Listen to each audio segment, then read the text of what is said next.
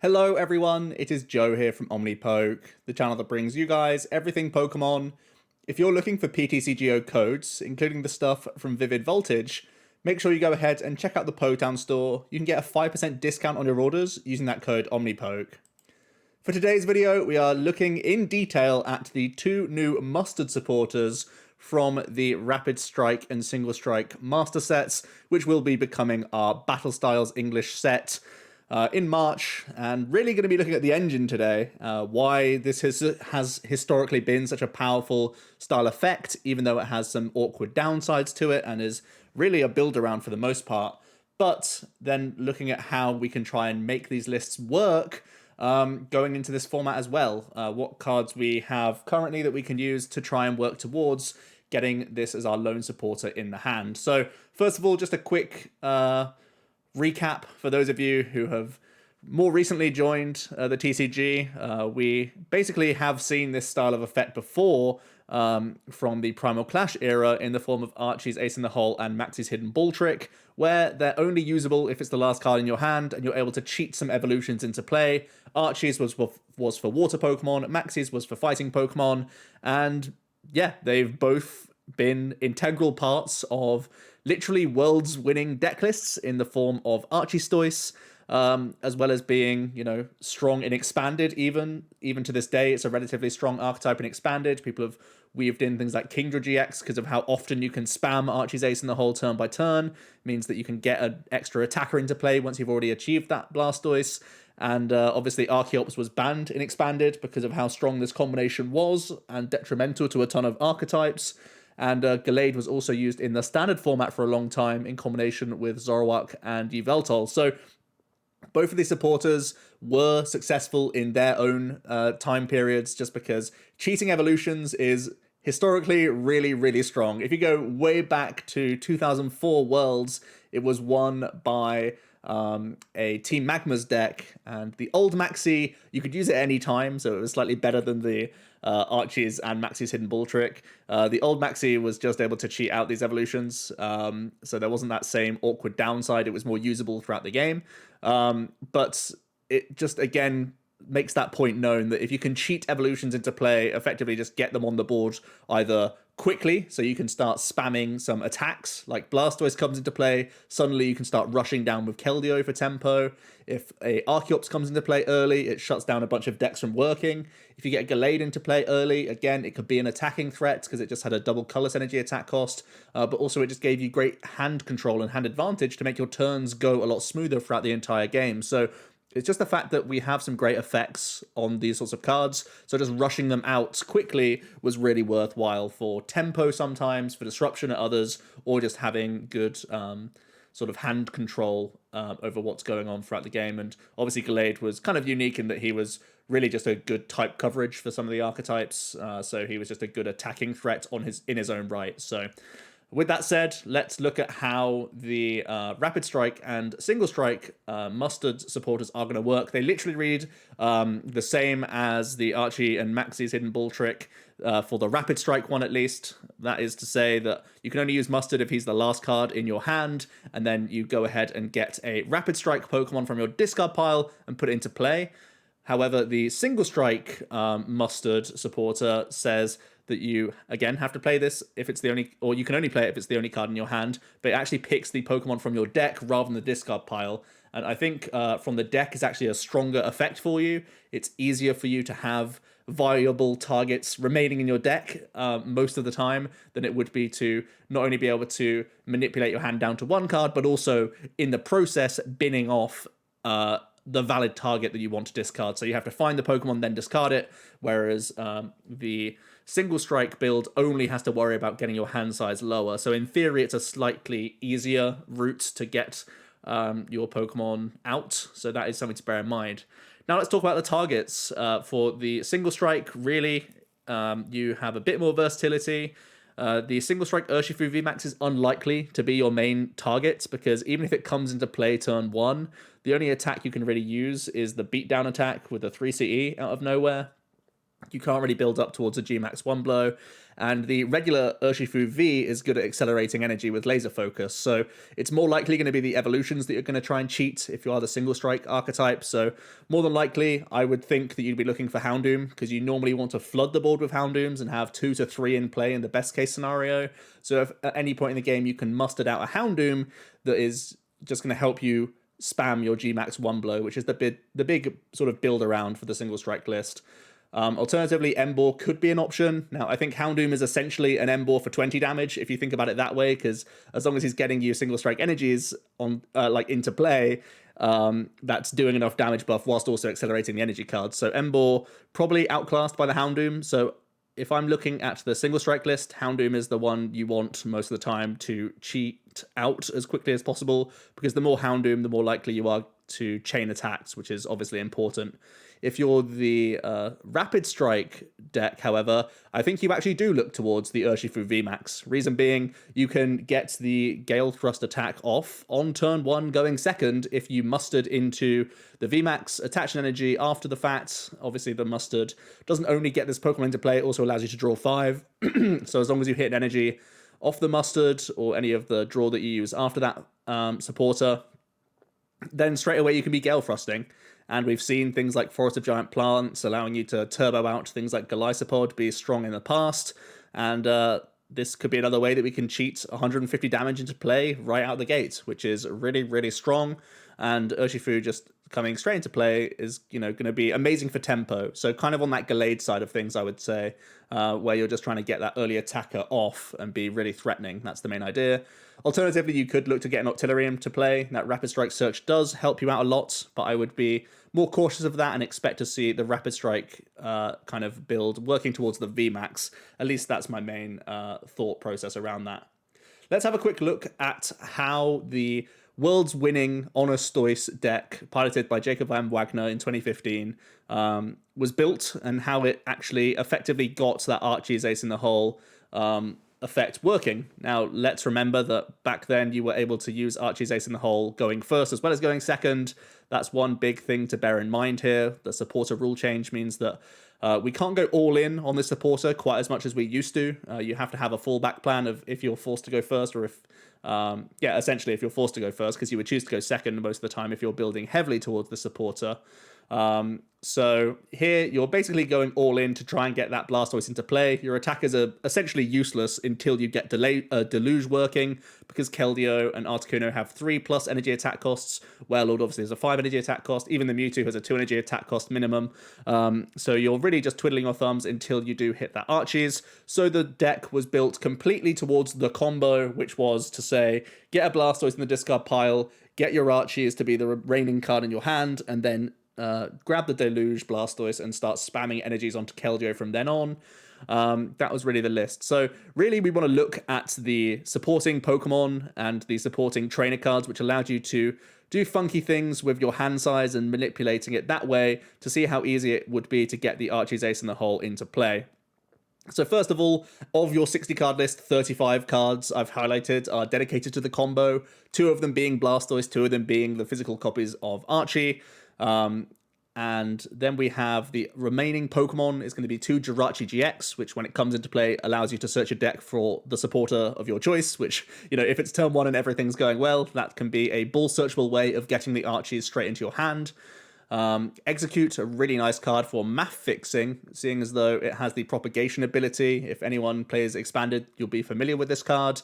You can use it to just, from the discard pile, get it straight back into your hand, and this is perfect math fixing for you.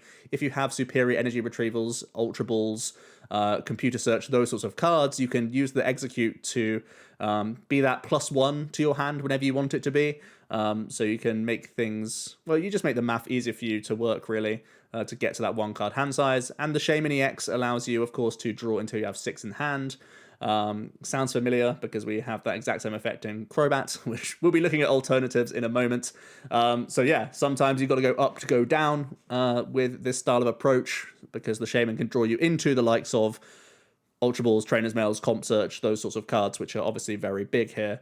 So yeah, the discard fodder that you had in this build was Battle Compressor being a super important one, because straight away then Versus Seeker becomes a live target for Archie's Ace in the Hole, as well as being a really easy way to dispatch your Blastoise into the discard pile, as well as oftentimes things like Execute and Water Energy, because one water at the very least allows you to use your superior energy retrievals.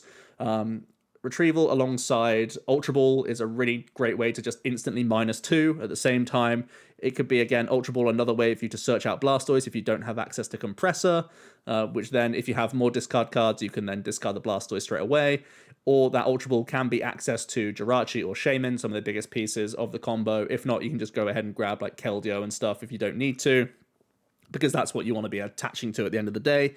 Trainer's Mail kind of weaves this all together. You get to look at the top 4 and find a trainer and put it straight into your hand. So essentially you're looking to cherry pick. Anything that gives you higher odds of hitting computer search is really important, because comp search almost always guarantees that Archies. In most cases, you'll be able to comp search and find a card which helps you get there with the other combination pieces that are already in your hand.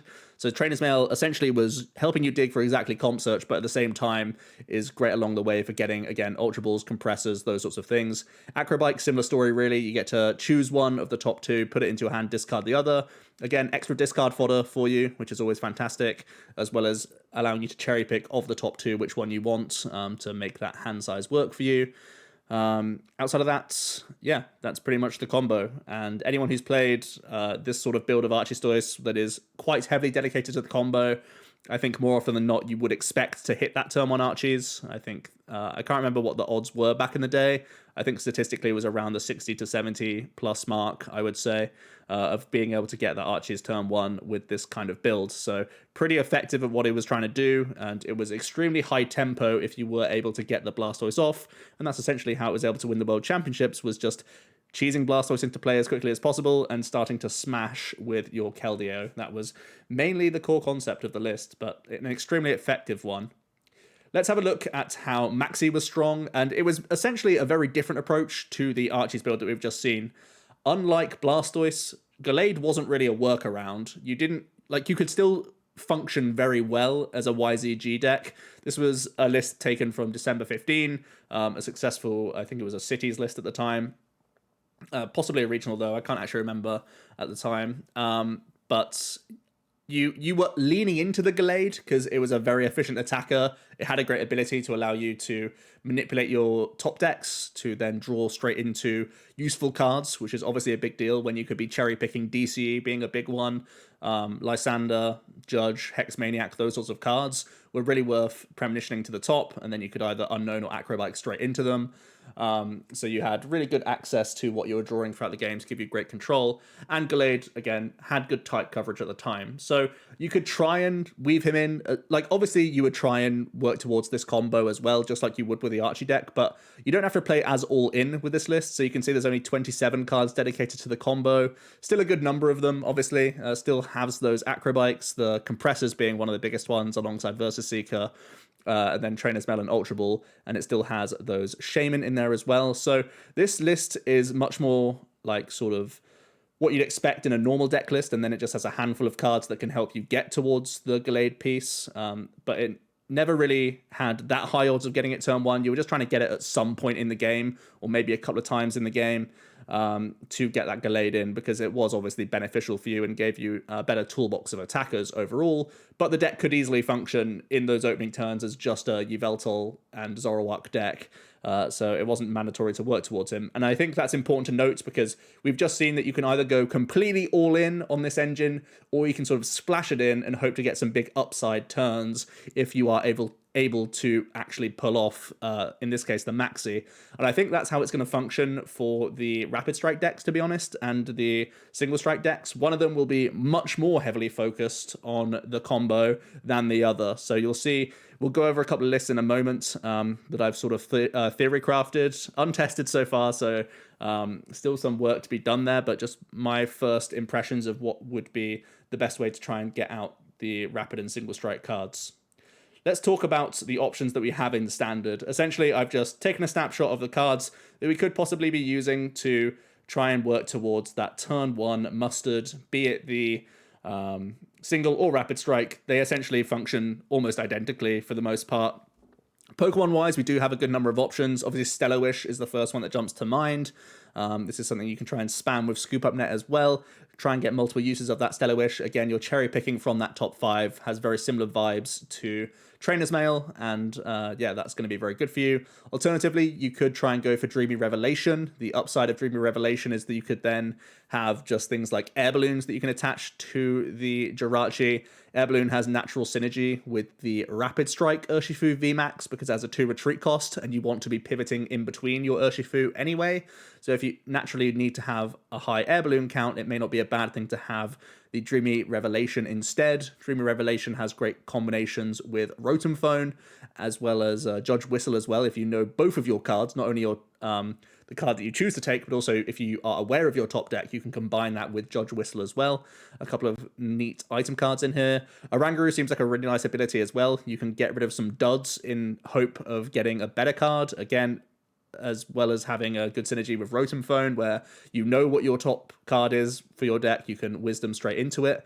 Other Pokemon, Crobat is identical to Shaman, so you can increase your hand size if you need to.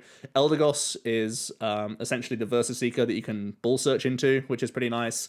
And Dedenne could be the easy way for you to dump your supporter, as well as dump your Pokemon. In the case of the Rapid Strike deck, you can get rid of your Urshifu VMAX quite quickly. Yes, you're drawing into a fresh 6 cards and sort of hoping to piece the supporter together from there, but it certainly is a great way to do mass discard. At the same time, Radar is probably the biggest way that we can discard multiple cards at once right now. It obviously gives you great outs to getting Dead Change in the first place, which is great. But just the fact that it discards 2 is a really great way to -3 cards from your hand, and no other option. We don't have any other option right now in format to discard 3 all in one go, which is excellent. Judge Whistle isn't a negative card. It doesn't minus anything because you're always drawing one, but it has those synergies with Rotom Phone, which make it potentially valuable. Pokegear could be a great way to dig out these supporters. We don't have the Jirachi EX or the Lele or anything like that, so we might be hunting with Pokegears. They can always be -1s as well if you're just whiffing on them. Pokemon Communication could be important to get the single strike into your hand, out of your hand, so then it's in your deck for you to mustard, which is important. Or it could be the way to get it into your hand if you're the Rapid Strike list, so that you can then discard it. Quick Ball is a nice -1 that can then get you access to more of these helpful Pokemon, which is always good. Rotom Phone seems like the closest thing that we have available to Trainer's Mail. Unfortunately, it has to combo with other cards, but we have plenty of cards that it can combo with, which is nice. Rose Tower could be a way that you could draw up to 3 cards if you're not quite there yet, and you need to just try and panic, get 1 or 2 more cards to get you there if you haven't quite amassed the combo. Aurora Energy is an interesting one, just because it could be an extra way that you can discard, but I think if you're playing the Rapid Strike build, you can't play Aurora because you want to do your attachment after you've used Mustard, so it doesn't make sense. And again, for the single strike build, Aurora doesn't make too much sense. Possibly like a Draw Energy, just being a +1 could be a way for you. Speed Lightning, it's probably something that you're not going to be playing, let's be honest, but I just wanted to put in the options that can increase your hand size that aren't supporters, essentially. So I'm just giving you all the options out here. The other stadium is Tower of Darkness, which works specifically for the single strike deck, but it can be a way that you can discard some excess cards which would otherwise be difficult to get rid of. Sometimes if you're holding on to extra sort of stage 1 Urshifu VMAX that you don't need, you could use it just to dump and draw 2. Cricketune V could be a way to increase your hand size, especially when it's the opening turn. The new Rotom that we're getting from the Shining Fates set could be a great way for you to get 2 Rotom Phones immediately when it comes into play, and you also play Scoop Up Net, so you could immediately access 4 Rotom Phones turn 1, and that's got to be really important for helping you piece together your combo. Using Rotom Phone alongside Crobat, Dedenne, Orangaroo, and Judge Whistle and the Jirachis means that Rotom is probably a really important one-of if you're really leaning into this engine. There's also the options for Celebi and Manaphy. I think they're probably weaker than Stellar Wish overall, but I did just want to mention these as options for the engine.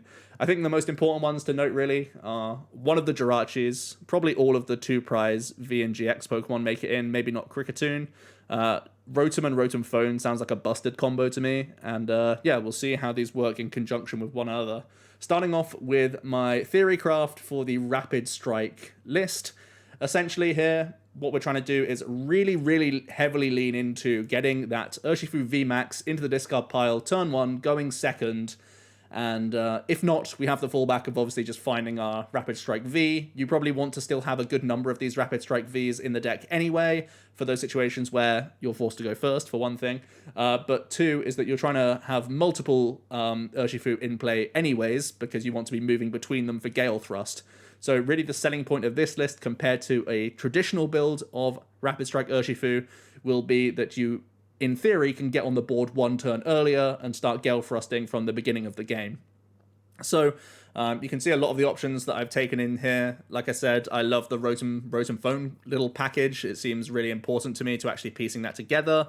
Even though we're only playing 2 Dedenne, we are playing 4 Radar because it's the most efficient way that you can discard cards, which is super important. We've got Stellar Wish, Scoop Up Net, and 3 Air Balloon, so the idea is that you can have multiple uses of Stellar Wish, hopefully to help you get there if need be. And we also have a high Air Balloon count, which is not only good on every Pokemon that you start with, it's also a great thing to have in the mid-game for your Urshifu VMAX as well, of course, as well as the 2 single strike stadiums, so that should be a great way for you to pivot between your guys, because although it is all about getting that turn 1 early pressure, it's not like 150 damage instantly wins you the game. But let's face it, that's a lot of good tempo. We've seen whenever, like back in the day, Pikarom was able to blitz on turn 1, they were super far ahead in a ton of matchups. So thinking of it in that sense, you may think that you can have less of a long game strategy as long as you are able to hit that mustard combo. We still have a couple other supporters in here for the sort of other turns in the game, the boss's orders and the researches. 2 counts each, so not committing to them fully. Also having the Eldegoss, if you don't have to use it on your early game mustard, it could be a way for you to recycle these as well in the mid game. And then we're playing 8 energy cards. These are some of the hardest cards to sort of work with. You're trying to radar and quick ball them away, which is kind of worrying when there are crushing hammers around. But luckily Gale Thrust only is a 1 energy attack cost, so you can try and get around it in that sense, and you still need to have enough in the deck so that once you use that mustard, draw 5. From that draw 5, you're hoping to hit an energy card for the most part, and if you're not hitting an energy, hopefully you're drawing into like your excess Rotom Phones, your excess Judge Whistles, those sorts of things to maybe piece that combo together to then get your Urshifu into the active position. So yeah, really, you're just committing quite heavily so that you can hit 150 on turn 1 rather than turn 2, which is obviously a huge amount of tempo. And if you're threatening that 120 double snipe from turn 2, there's a lot less decks that can be prepared for that. Even if they are playing Mew, it's harder for them to search it out. If they're playing Evolution decks, they're still petrified of that. So, yeah, the earlier you can do the double snipe as well, the better you're going to be. So this list is the much more heavily focused mustard approach, seeing as though it's just all about getting that tempo on the board. Whereas the single strike theory craft that I've gone for is much more traditional. Think of this as more of the YZG type build where you're still trying to be a regular deck, but you've just tweaked a few cards in here to have that slightly better chance of getting the mustard off so that you can get that extra Houndoom in play. Because if you get 3 Houndooms in play, you can single strike for all 3 times and manually attach, and then suddenly you're there. So you can get straight into the beatdown with the single strike. So yeah, this is still fairly traditional with its overall build, but we still have the core concept going on here where we're having a higher than usual radar count. We're playing poker gears as well to try and grab that mustard when we need to. And we're still trying to limit the sort of dead weight that we could have. The good news is every card that says single strike on it can be hit with a stadium to get rid of it whenever you need to. You're playing a bunch of communications as well, so you can always be proactively putting Houndooms back into the deck on the turn you want to mustard as well. So don't worry about overcycling and drawing too many Houndoom, because you want to draw a bunch of cards anyway with this deck, because getting multiple Houndour out is still really, really valuable to you. That's why there's 4 comm in here, because if you're playing your normal game plan, you still want to be quick balling and comming for as many Houndour as you like, and then just at any point you get that mustard off for 1 Houndoom, and you're extremely, extremely happy with that. So that's kind of the idea here with the single strike list. Much more similar to the YZG, as I said, because you're trying to get the mustard off maybe once in the game and being happy with that, so not going all in as we are with the rapid strike list. So my final thoughts are that ultimately the Mustard supporters do provide some value. It's not quite as easy as it used to be to get the Mustard play off. I think obviously Comp Search gave you insane odds of getting it, and I think Compressor as well really improved the odds alongside Versus Seeker. So the engines that we have today are more sort of half-baked and probably lower odds than it was in the previous meta. It's really awesome to have these cards in the format though, because as more sets are released, maybe there are more combinations that make this more likely to actually come into play. As the Archies wasn't immediately useful. It was and the Maxis wasn't immediately useful. They sort of came out and sort of grew into the format as we got more combination pieces going forward, which is really cool. And that could be the case for the Mustard supporters. I think the one that you really lean into is probably the Rapid Strike, and the single strike list is kind of the, hey, if I get it off once the game, it's going to really help me because it's an extra Houndoom, which is kind of the build around of that sort of approach. That's the engine that you're working towards.